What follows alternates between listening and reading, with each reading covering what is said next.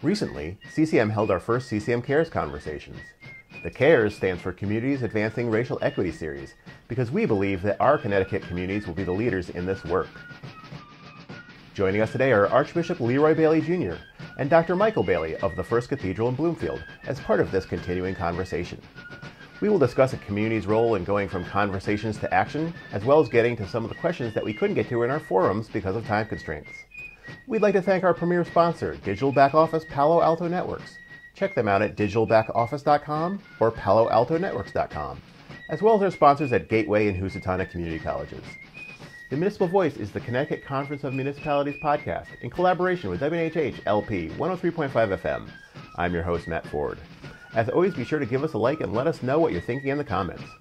CCM's Municipal Voice podcast continues to present a key forum on important state-local issues. The views expressed do not necessarily reflect the consensus views of CCM or our member municipal leaders. Thank you for joining us today. Thank you for having us. First of all, could you tell us a little bit about yourselves, how long you each have been preaching, and what some of you and your congregation's work has been in advancing racial equity? Well, I have been preaching for 64 years. I started in 56. And I came here in 71, and I've been pastoring the First Cathedral for 49 years. Mm-hmm. And that's in Hartford? It started in Hartford, and thereafter we moved to Bloomfield in 99. Okay. Yeah, and we've been here since. And what about you, Dr. Bailey? I've been preaching since 2002. Mm-hmm. I was 17 years of age. Okay. So I've been in the ministry for 18 years, and I just celebrated my fourth pastoral anniversary as the co-pastor of the First Cathedral. Excellent. And so could you talk to us a little bit about what you guys have been doing as far as racial equity within the community? Well, over the years, we have been involved in racial equity. We've done it by the ministries, not only in terms of our own, but we've had this unity with other churches. For instance, First Church Wethersfield, not only First Church Wethersfield, Glory International Cathedral there in Hartford, that was formerly pastored by Bishop Raul Gonzalez, now by Dr. Paul Etkinkamp. Terry Wiles Church, Old Crossroads Cathedral, Terry Wiles, Valley Community Church. So they're really trying to put together a coalition of local religious leaders. For a number of years. And before that, we had other coalitions. So this is not anything novel to us. It's a part. You've been in it a very long time. Yeah, and the scripture tells us, Paul says, we have this ministry of reconciliation. God has called us to it. It is not a ministry that has been forced upon us. It was something that was innate. Yeah.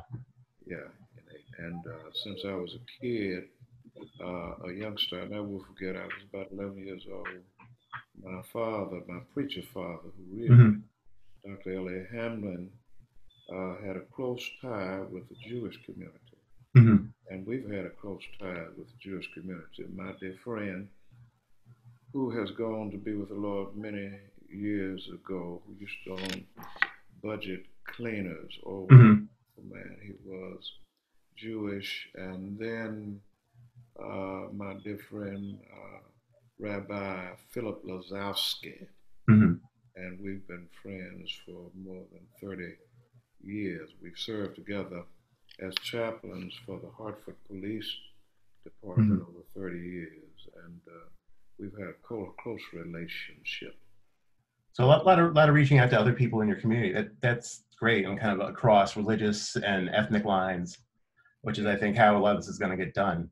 I know we at CCM recently did our CCM CARES series, which was Connecticut, talking about racial equity with kind of a panel of local people. And our executive director at those events, Joe DeLong, he asked panelists to respond to a quote from Dr. Martin Luther King. And while I'd like to get into that in a second, I'd like to first ask about the role of faith leaders like Dr. King. What draws you and so many others, faith leaders, to social justice causes? We're drawn to it because we were led into it by our forefathers, and by men like Martin Luther King, Billy Cowles, whom I've known. I've had Billy to come here, a confidant of Dr. King. I've had Ralph Abernathy here. I had a great relationship with Martin's daddy. He came, and Daddy King, he came here some years ago. I met him through Dr. Richard Battles, who was the pastor of Mount Olive Baptist Church in Hartford. And it is an interesting thing. When I met him, I was invited to come. It was the day Brad Davis was there. I don't know if you know Brad, a radio kind of icon. Yeah. But when I went there, Daddy King, Mama was there, Daddy's wife, and a few other people. And he said to me, Leroy, I want to go to your church. I want to sit. This was in the week, just in the day, and I want to spend some time with you. So he spent some time with me. He mentored me. One of the things he said to me was, do you have a secretary? I said, no. And he said, you got to get a secretary. And went on and was sharing some personal experiences with me. And of course, having that relationship has blessed my life. We've had his great nephew here, Derek King, many years ago. So we've just had a constant pattern of having that kind of relationships. And it has been emboldening, and it has been blessed. On the field. Dr. Bailey, you're kind of the younger generation here. You know, you're a generation removed from the time of Dr. King. But you've also entered the ministry and are active with social justice issues. What brings you to it other than the family history? I think I'm drawn because people have a need, and I think we ought to be more people-oriented. I've always been trained by my beloved father and mother to spread the witness, and there's no greater spread than to take action for the people that you serve. And if we would do more as far as unselfishly, we could make a lot of, or continue in the progression of great things to take place. One of the things that is a driver for me, I try to remember or try to put in my mind that it could be me. This could be me. So if it could be me, then I need to do something to help me, not in a selfish way, but in a way that, well, whatever resources I have, it's so important that I provide things for the community at large. So simple empathy, it sounds like, is part of the key there. Well, I would say it's more than empathy, it's compassion. I think compassion is the driving force. You have to love the people that you serve. Otherwise, if you don't love the people, you know, why do it? And I think too many times people don't love the people, and that needs to change. I think if we were to take a look at my generation, I think it's a search for compassion. Now, the efforts may not always be the right type of efforts, but you have to look at the reason why, or the motive why they're doing what they do. The motivations, so I mentioned before that, oops, sorry. I want to say something about Fred Jacobs, the gentleman I talked to you about earlier. When I first came here, there were times when I was a little financially unstable, and I would go to his cleaners. He had two cleaners. One was named Budget, and I don't know how he knew it. He would just tell me, "Hey, take your clothes." And this was on a Saturday. Pay me Monday. I mean, those kinds of things. You have these relationships. And the first time I went to Israel, he gave me the name of a member of the Knesset. I called the gentleman. The gentleman from the Knesset came, picked me up, took me to the Knesset, and gave me a tour of of Jerusalem. Yeah, that must have been really special. Yeah, it was real special, very special. And you just can't forget what people do for you. I think that's important for a lot of us. So earlier I mentioned that we started our CARES forums with our executive director, Joe, reading a quote from Dr. King. And the quote in question came from his letter from Birmingham jail. And in that letter, he advocated for direct action. But he also said that it wasn't the citizen counselor or the Ku Klux Klanner that was the issue, but the white moderate who was standing in the way of progress. Do you feel that those words are still kind of applicable today? In a sense, yes. Mm-hmm. Because the one who is a moderate is the one who is not decisive. He's not the one who's going to take action. Mm-hmm. Interestingly, my son is a member of a group. I was a member of it. And one of the things that led me to be a bit distant with it was, mm-hmm. and I just gotten tired of having meetings, just to meet. Yeah. And time is valuable. You can't buy it back. But one of the things that happened, and I think they meant to do the right thing, was that they wanted to teach us how to interact. Mm-hmm. And you see, I have a problem with that when it comes to ministers. I think we ought to be on the front line. Mm-hmm. We ought to be proactive in terms of that, not reactive or inactive, but we ought to be proactive. No one ought to be able to tell me. I shouldn't be able, someone has to tell me the right thing to do. When you know the right thing, you ought to do the right thing. Yeah. I've always reached my hand out. I've made calls mm-hmm. to my colleagues, and I've had positive results from that. And I think Martin is right. Mm-hmm. The moderate stands in the way, and he becomes a liability. Mm-hmm. And you have people like that in any community, and in any activity. The extremists you can identify real easy and spot them over there and know what they're all about. It's the moderate that's ambiguous and slowing the works. The moderate is he's not always right. It's he thinks, I guess he's using it as leverage, but it's not good leverage. Yeah. And Martin is right. You don't need anybody to get in the way. You mm-hmm. need someone to lead the way. Yeah. Dr. Bailey, Archbishop mentioned that there's some organizations that he used to be a part of that you are now that kind of deals with some of these issues. Could you tell us a little bit about that? Well, they're still growing groups.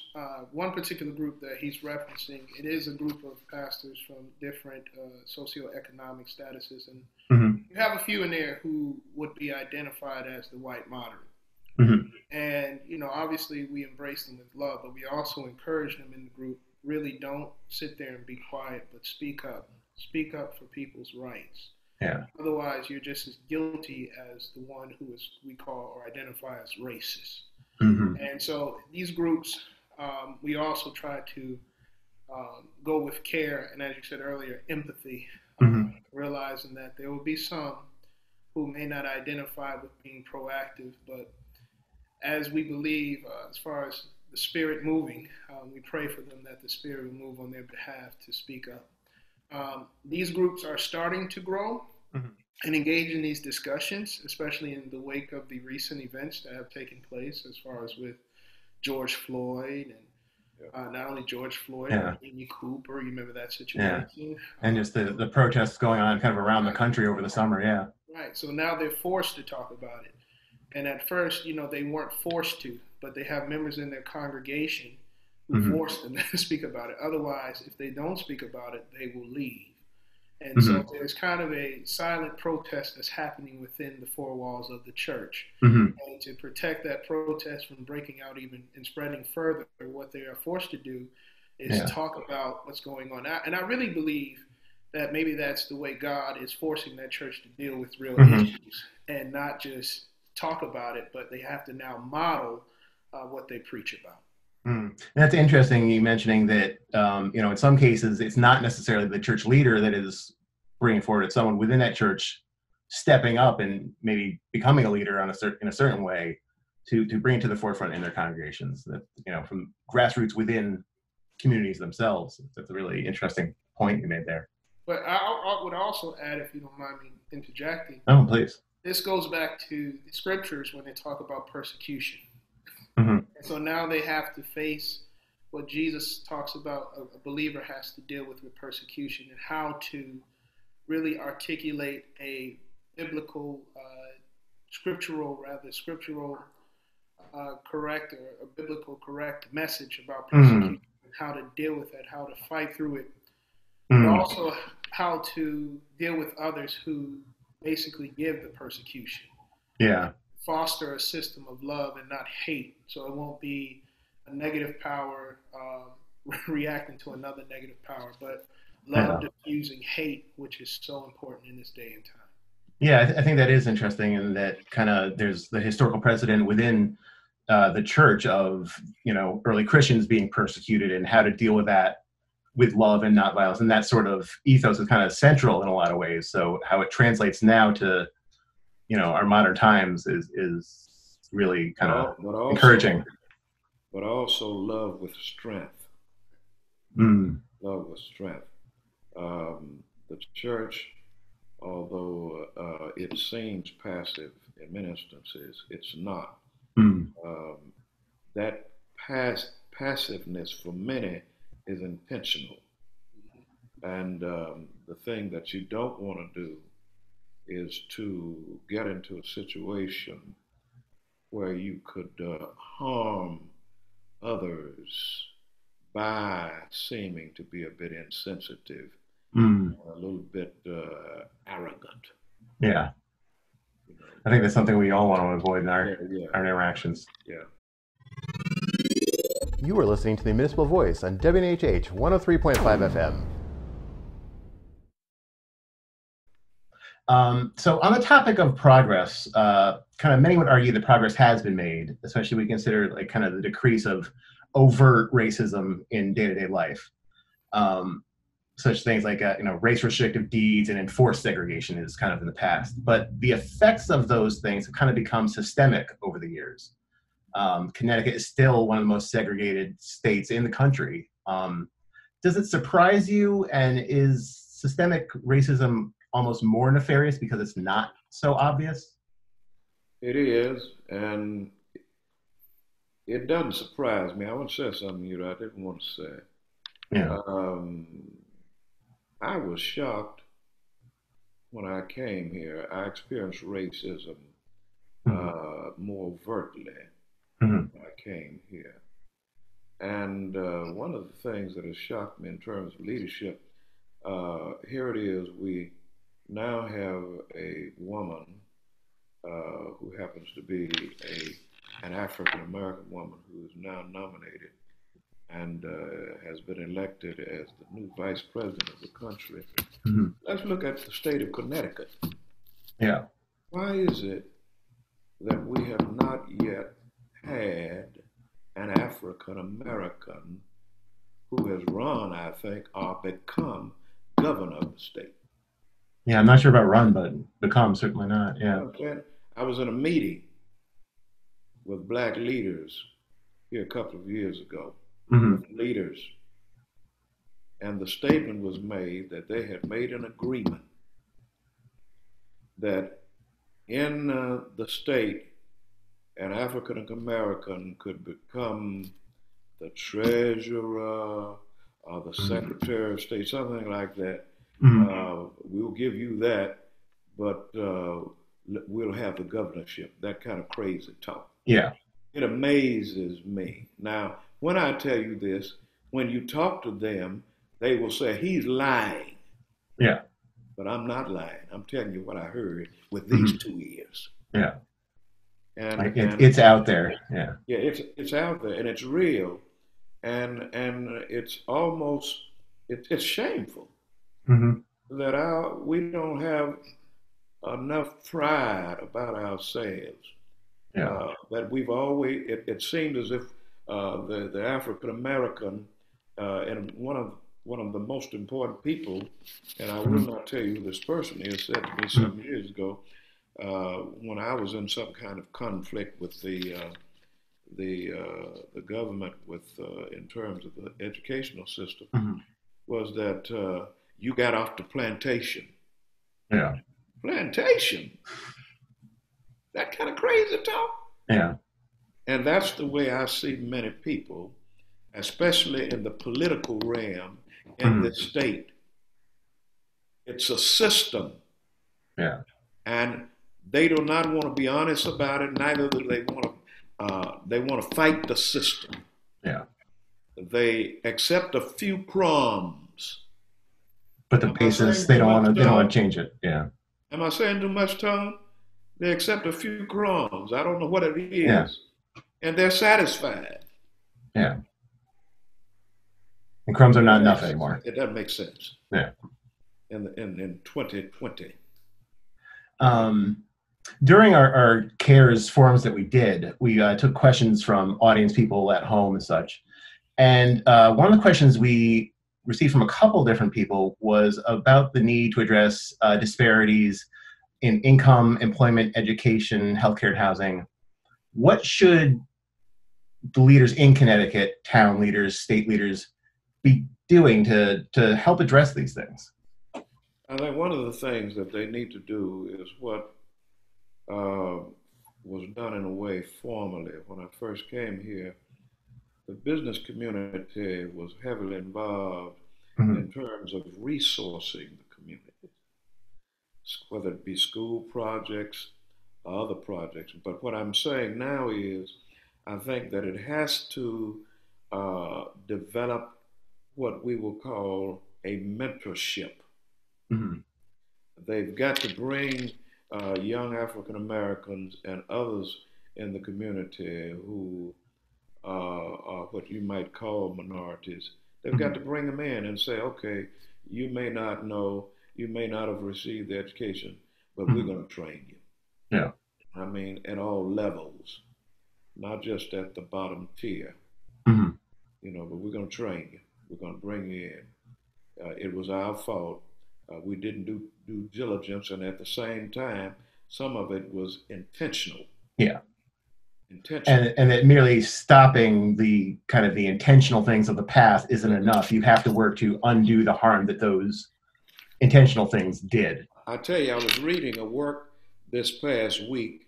It was in the Harvard Business Review. I won't read it to you, but the title of it is Moving Beyond Diversity Toward Racial Equity by Ben Heck, who's the president and CEO of Living Cities, a collaborative of 18 of the world's leading foundations and foundational institutes. They've begun to do that. Yeah. So there's a lot of people talking about this, kind of smart minds working on this problem. Yeah. We can do anything. We have the capability, we have the ingenuity, people have the experience. There are still people who are resourced here, and anything is possible. Yeah. But you've got to have the will. You've got to have the wherewithal to do it. Yeah. And you've got to have someone to take the lead. Leadership is always important in these things. Leadership is most important. Dr. Bailey, maybe you could field this one. In a related series of questions, a lot of people asked, how do we get more minority teachers in our public school system? And how important is it for young children to see people that look like them as teachers? It's very much so important. One thing that we have done as a church community is that we got involved in the Hartford public school system, and we had a mentorship program. And while there, we found out that the teachers do not represent the student body. And so when it comes down to speaking with the students, there's a gap. And so when we got there, young people started to identify with us, but primarily African-American students, to know that, and male African-American students at that, to know that there are actually male African-Americans that care about us. And so what we've been talking to administrators about, because we've also been talking to key people like the superintendent and others, about is offering people plans, or I don't want to sound like the Godfather, but I'll use a line from the Godfather, the movie. Give them a deal that they can't refuse. Right. So offering them deals that would want them to come back to the city or urban environments to contribute to the educational system. What happens is, it's a competitive market, especially in education. They get paid more and they feel like there's less to do or less problems, so they would escape to these suburban towns and others. And this is no disrespect to an educator, but they have nothing to lose. They'll come in and do their part and head back to their respective areas. But people of color need to be offered opportunities so that they can stay in the city. Otherwise, we are wasting time. And these children need to see people of color, especially since they are of color. Because if you have somebody there you can't identify with, next thing you know, it's easy for you to become another statistic, a negative statistic. We don't want that. We want to see equity for education go in the right direction. Our children need us, and our children need key people, key leaders, as my father talked about mentorship. I think those who are in the industry or wherever you are, your respective fields, whether you're the police officer, you're a first responder in any way, or you are the businessman, or whatever field you're in, they need to see you to understand that, listen, I may have come from these communities, but there is a way to, if you want to leave, but that's not what we want to do. We want to build up our communities and build up our cities. One thing that's happening now, which people are talking about, is gentrification. And so since gentrification is happening, that's going to change the model of everything. And the greatest fear that many people have is that if they gentrify a certain community, they'll be pushed out somewhere else and they will encounter the same problems just in a different area. So the way to prevent that problem, if I can say what Archbishop has said, be proactive. People like us to speak out against it. But not only speak out against it, but take the lead, get involved, and make sure that there's equal opportunity, especially in the area of education. Yeah, and one thing I kind of think I heard you saying there that I've heard kind of echoed through some of the other kind of CARES panels we did is that, for a long time when we talked about education, we were talking about busing people from one community to the other, and it's not really about taking kids from a quote unquote bad system and busing them to a good system. It's about giving the communities the tools to make their own system right so they can learn and be in that community is what I've heard kind of again and again. Even with the busing, one of the problems with busing, at least when we discussed not too long ago, is that these kids live in very dangerous neighborhoods. Yeah. So what may seem like a short walk could be the last mile. Yeah. And so when it comes down to that, we have to make sure that those areas are safe.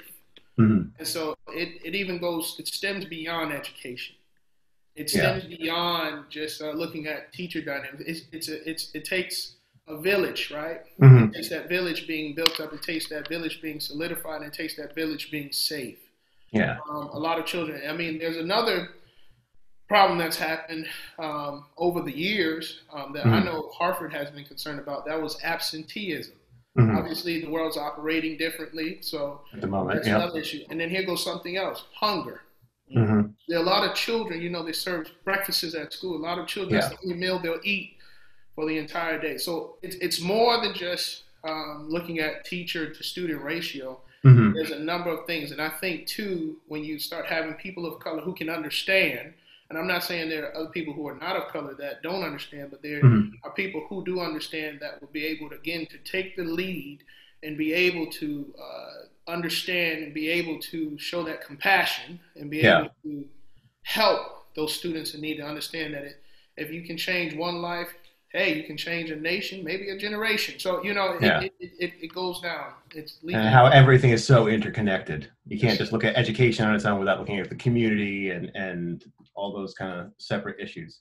Another thing that needs to happen, we did this program in our ministry many years ago, and we have also shared it with DCF, a program called Listeners, Inc., where children need to be heard. There needs to be an opportunity for them to be in a group or in a private setting with somebody just to listen Mm. Listen to the gravity of their situations, of their anxieties, and also their dreams, and what they desire for themselves for the Yeah. future, and what they're going through. And another thing is when it comes to getting people to teach in the community, they need to feel safe. Mm-hmm. They need to feel protected. Yeah. Yeah.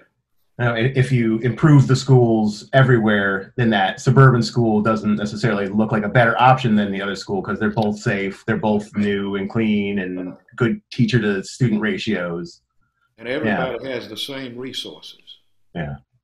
Another issue that we brought up in some of our panel discussions was the issue of police accountability. And it kind of became clear because we had, police chiefs, we had mayors, we had faith leaders, we kind of had people from all over. It became clear there's a lot of different positions over the newly created police accountability law in Connecticut. Kind of everyone agreed that something needed to be done, but not on kind of what needed to be done. What do you feel is needed in your community as far as police accountability goes? I think that what has to happen is one of the things that needs to happen is, and we need to have meetings, Mm-hmm.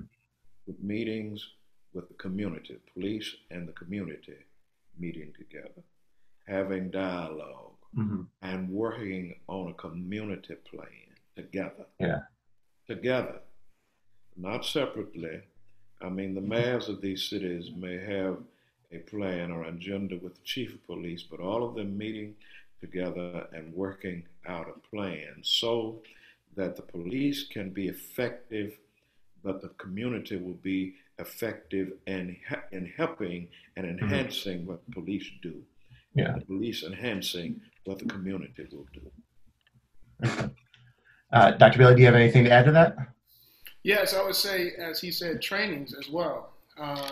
Cultural competency trainings. I think that's necessary, but also we really need to understand what defund the police really means. I know that's a term that has been given out loosely. I was actually talking to one of the chiefs in the state of Connecticut, and it's really understanding what that term means and understanding what the budget entails.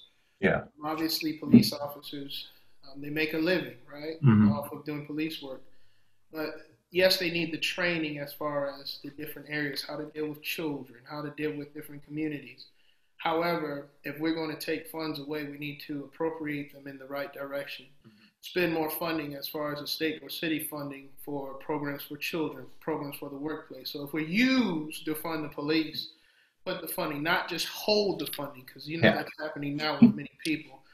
City council or town council gets excited and they figure out the way to chastise the police department is to take funding away, but it doesn't make sense to hold that funding just to hold it, but put it there so that the police can focus on police work, the social worker can focus on social work, and others in whatever area that's necessary. Mental health, there can be mental health needs met even more by putting that funding in those areas and allowing the police to be police. And again, talking about the community meetings, having the community understand the job and expectation of police officers so that they don't expect any more or expect any less, so that it won't be a time someone's being called and it just is, identified as a wasted call. It'd be a call of practicality. And so I think really it goes back to everyone being practical in all areas. But I think, we have a lot of good police officers, and shameful, it's always one or two or the few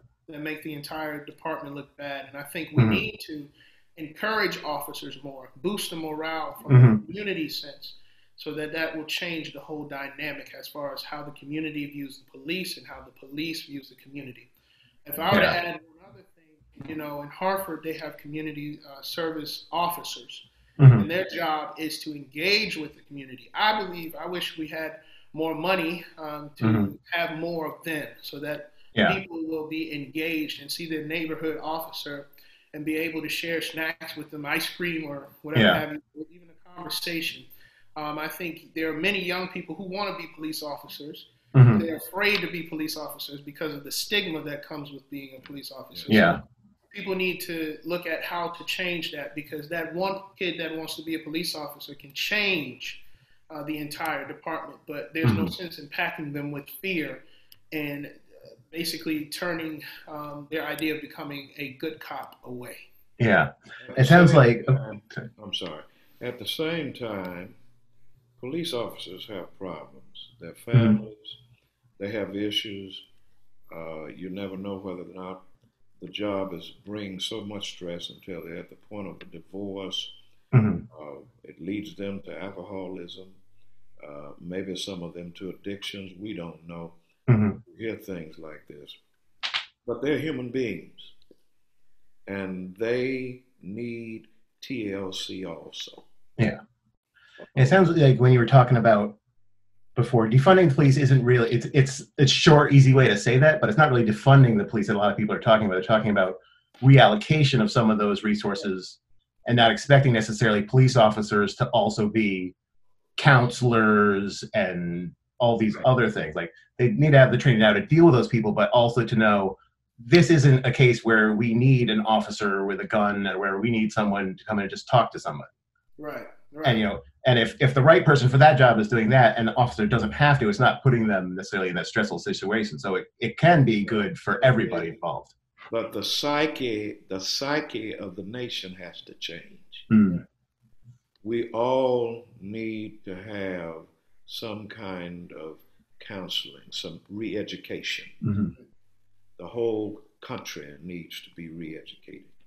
And then I was going to add, talking about the TLC with police officers, the life expectancy of a retired police officer is 10 years. Yeah. 10 years, because that stress has taken a toll on their hearts. So even from the police officer to the average constituent, we all need TLC. That's really what's so important. Yeah. Police officers with the right training and help that they need for their own things, it's better for them, it's better for the people that they serve. It's an important thing to remember. Kind of related to that and our previous talk about education, do you feel like school resource officers are a part of this kind of school to prison pipeline, or do they provide a reasonable function for the safety of students?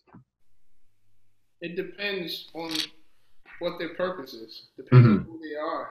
Depends on how they're trained. It depends on your training. Like, they could be resourceful, but then again, you have those who are aggressive, don't know how to talk to students, and becoming more harmful. So so neither good nor bad as an idea. It depends on the person. Let me say something else. This relates to education itself. I think that it falls in line with this. All of the institutions I went to a small Bible college in Nashville, Tennessee, American Baptist College of the Bible. I then went to Howard University Divinity School, and then I took a doctorate here. But in these institutions that I went to, especially the former two, our professors took us, they treated us like we were family. And when we grew up, there was a code of ethics concerning the relationship of everybody in the community. They knew everybody. They cared for everybody. They paid attention to everybody. And I think that this is one of the problems that we have now. We don't have enough of this kind of relatedness in our community and in our development and educational work with police officers, with teachers. We've got to develop that kind of familiarity and that kind of relatedness. So in our CARES panels that we had, in the first two, questions were asked or brought up by both Pastor Anthony Bennett and Bishop T.L. Brooks on the topic of reparations. With Representative John Conyers dying in 2019, do you think his bill commissioning a study on reparations, which he sponsored for 30 years, should finally pass? I haven't read it, but I would say yes. I have already spoken to that. And maybe people feel that I said that because preachers like money and that kind of, no. A promise was made to our foreparents, Mm-hmm. and they made many promises, and all of the promises that they made them concerning freedom, not only concerning freedom, but concerning what we're going to give you, an acre, a mule, whatever they promised, Yeah. they never kept their promises. Mm-hmm. And when our people did develop, like in Oklahoma and in Florida, Mm-hmm. when they were resourceful and they had their own industry, they had their own banks, they had their own insurance companies, their own benevolent societies, Yeah. all of the printing, their own printing, all of these things that they had, the white community came in. We're going to partner with you. Before we knew it, Yeah. they usurped it, took it. Mm-hmm. They took it. Yeah. And then they got into policies like redlining were coming in, like all these kind of things. I Yeah. have been redlined personally. Yeah. Yeah, I know about redlining. Yes. And I think they probably continue to do it. I think reparations is owed to the African American community. Dr. Bailey, are you on the same page? I would say briefly, yes. It's very, very important. And it's not about the money, but it sets a precedence in this country that the American dream is attainable for all people, not just one set of people. Hear, hear. And each of those panels that we did, we opened with a quote from writer James Baldwin. Okay. And in it, he asked, how long must he wait for progress? Is this the time for actual progress to be made? How much longer can we wait for progress on these issues? You see it now in the streets of our country. Mm-hmm. They're not waiting any longer. And you don't want to know things that are bad could get worse. Mm-hmm. Now is the time. Now is the time. It seems like it is. I think there's something in the air. I think we're all feeling it. That yeah, you know, the protests, everything that's going on. Yeah. And you know, people just want to be treated fairly. Mm-hmm. And you know, that's a hard problem. That's a hard thing. Yeah. And only God can change a heart. But you can change your mind. Yeah. So kind of in closing, you know, you said you've been preaching for decades now. Yeah. Are you optimistic for the future? Because I'm talking to other people, I want to say yes. But mm-hmm. Realistically, I don't think so. It's because the heart, in the book of Isaiah says, the heart of man is deceitful and desperately wicked. Mm-hmm. We don't seem to be getting any better. And I would hope that we can make that change or make that turn. I want to say yes because I believe in idealisms, mm-hmm. but I'm not sure. Dr. Bailey, what do you think? Sir, I would say I will share sentiments, but I think that's not the question of importance. Mm-hmm. I think the question of importance is, are we going to keep fighting? And what the answer is? Yes. Yes. If we look at trying to identify progression, yes and no, a lot of times we'll see that history has repeated itself and will continue to repeat itself. Mm-hmm. The question for the individual is, as history repeats itself, will you keep fighting? Yes, I'll keep fighting, and I hope everyone else will. I think we all hope that. One more thing I want to say. My brother, my late brother, Oris Mays, taught me as a young preacher, he said, Leroy, another man's crucifixion will not be your resurrection. And we've got to remember that. You don't hold another man down. I can't argue with that. I think on those words, I think that's the way to close out our show. Archbishop Bailey, Dr. Bailey, thanks so much for being on the show today. Thank you, Tom. Appreciate it. All right. Glad to see you. Thanks to our premier sponsors, Digital Back Office Palo Alto Networks, who you can check out at digitalbackoffice.com and paloaltonetworks.com. And our sponsors, Gateway Community College and Housatonic Community College. Learn more at gatewayct.edu and housatonic.edu. The Municipal Voice is a co-production by CCM and WNHH 103.5 FM. Kevin Maloney is our executive producer, Christopher Gilson is our producer, Harry Draws is on the boards, and I'm Matt Ford, your host. Be sure to check out our Facebook page and give us a like, and watch out for our CCM chat series on our YouTube page.